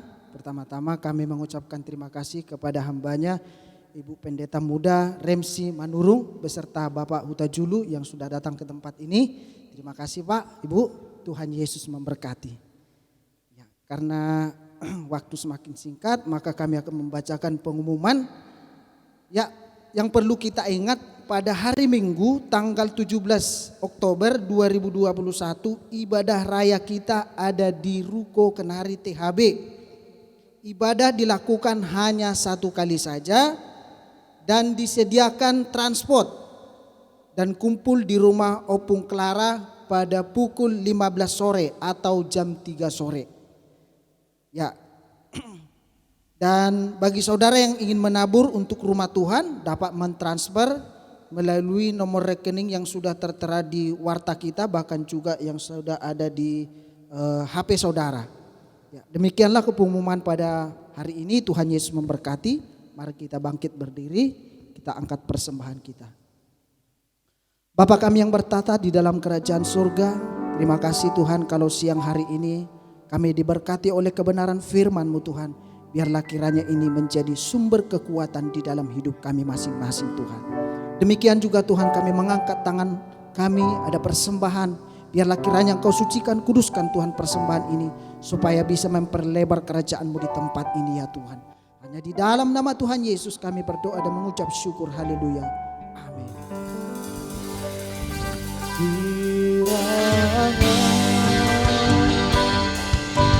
Memberkati aku berlimpah-limpah dan memperluas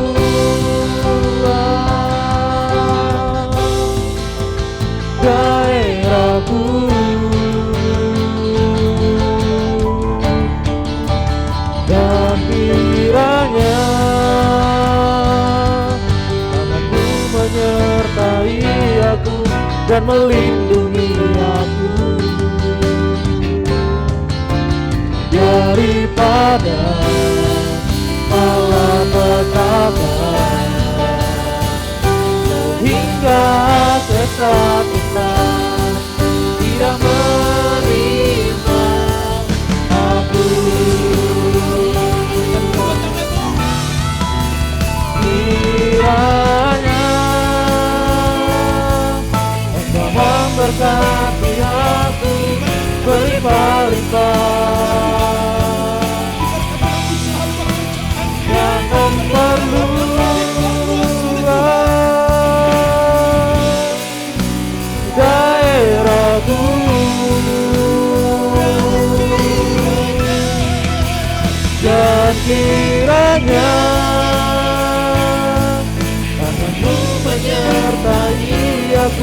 dan melindungi aku daripada malapetaka, sehingga kesakitan tidak menimpa aku, sehingga kesakitan tidak menimpa aku, sehingga kesakitan tidak menimpa aku.